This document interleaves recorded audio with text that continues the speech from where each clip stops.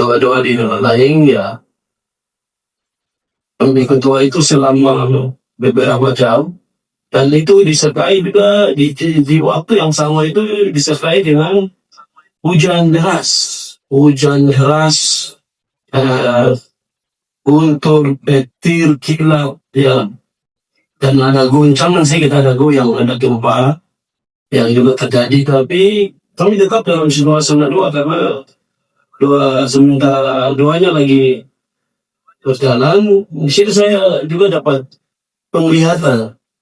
Ya, penglihatan itu saya lihat bahwa karena kita lagi ada di Kerom, tujuan kita sekarang itu bahwa 7 suku yang ada di wilayah Kerom ini dengan rumah adat istiadat mereka yang juga begitu kuat sekali, itu yang memang menjadi target kita untuk berdoa. Dan dalam doa itu penglihatan saya tentang satu rumah adat yang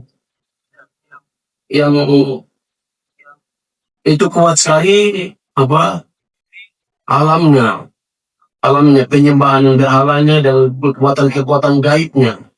Itu yang ada salah satu di Kerom, itu di daerah Waris.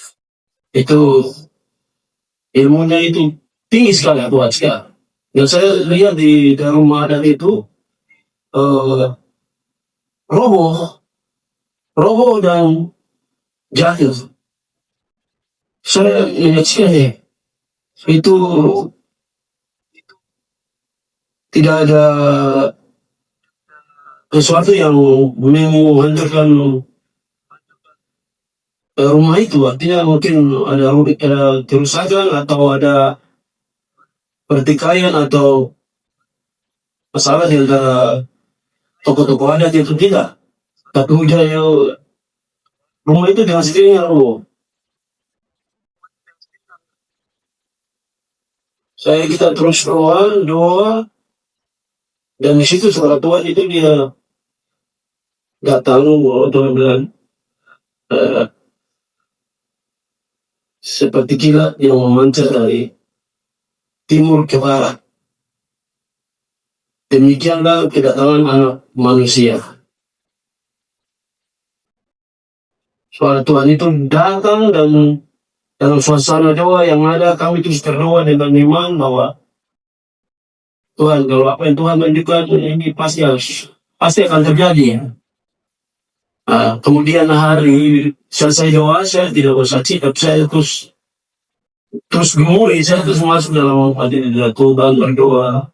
Esok paginya kami naik ke daerah pelayanan kami di atas, di tempat pelayanan di daerah satu daerah yang di mana kepala suku, kepala kampung, dan juga dia adalah salah satu dari kepala suku.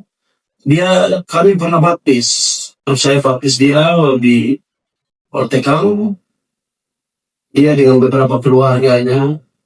Dia suruh kami harus naik ke sana untuk pelayanan orang sakit. Setelah kami pelayanan orang sakit, saya bersaksi bahwa kita ada doa, ada sum, ada doa seluruh. Dan disitulah dia mulai menyampaikan apa yang Bapak kami di sini malam itu hujan yang sama dengan Bapak mereka di bawah. Hujan itu juga salah satu rumah adat kami yang kuat itu. Haleluya. Kenapa?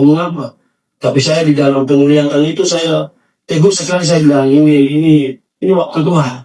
Ini sudah Amin. Kekuatan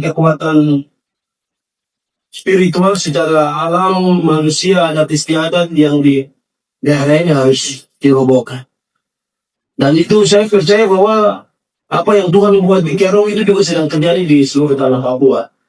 Amin. Seluruh tanah Papua, karena 7 suku yang 7 marga, 7 wilayah adat yang ada di daerah Kerom ini juga sama seperti 7 wilayah adat yang ada di tanah Papua. Dan saya percaya itu juga sedang terjadi secara spiritual. Dan Bapak kampung itu dia bersaksi tentang itu, dan mereka sampai sekarang tidak bisa membangun karena mereka takut seperti ada sesuatu yang membahayakan kalau mereka bangun rumahnya. Disitulah Amin. ini manggil pendeta, dia harus manggil tokoh agama untuk berdoa. Ini apa maksud di balik ini? Dan di situ Haleluya. pendeta-pendeta, ya saya juga salah satu di situ. Kita bersepakat bahwa ini sudah waktu Tuhan untuk kamu harus keluar dari adat istiadat, keluar dari penyembahan berhala dan harus kembali kepada Tuhan. Karena firman Tuhan dalam surah Roh tadi seperti kilat yang memancar dari timur ke barat, demikianlah kedatangan anak manusia yang sudah semakin dekat. Jadi saya percaya sekali doa ini sampai sekarang kami gumuli, dan di tempat yang kami naik kemarin itu kami di rumah Bapak Kepala Kampung itu kami buka menara doa. Baik Bapak dengan dia punya keluarga. Amin. Titik itulah yang kami tahu di situ. Baik Bapak sendiri atau Haleluya. kami mau taruh, Tuhan bilang taruh menara doa pintu gerbang timur. Karena itu memang bersebelahan dengan Mary PNG langsung.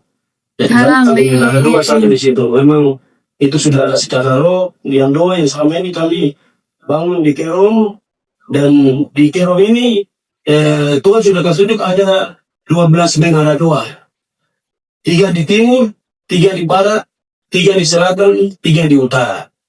Dan kami percaya sekali itu akan terjadi, akan dibangun, akan digajakan bahwa Tuhan akan pilih salah satu anak-anak Tuhan, orang-orang dari negeri ini berdiri untuk mempersiapkan kedatangan Tuhan. Amin. Dan mereka juga akan menyerahkan diri secara total. Itu daerah-daerah yang memang sangat sulit sekali karena kita tidak bisa dengan transportasi baik motor atau mobil, kita harus jalan kaki masuk ke daerah wilayah yang tersebut. Kalau biasa mereka keluar harus dengan helikopter. Kalau kita mau ke sana kita harus jalan kaki lewat seberang sungai, kita naik ke daerah tempat di mana kumpulan dari masyarakat adat itu. Mereka punya rumah-rumah adat yang memang tidak bisa disentuh, tidak bisa didekati oleh manusia, ya orang-orang biasa, tapi yang sudah dinobatkan menjadi tua-tua adat itulah yang bisa ada di rumah adat itu. Tapi setelah dengan terjadi kejadian itu, saya percaya ini ada sesuatu hal yang baru yang Tuhan sudah sedang melakukan gerakan baru di daerah Kerong pada khususnya dan seluruh Papua pada umumnya. Tuhan Yesus berkati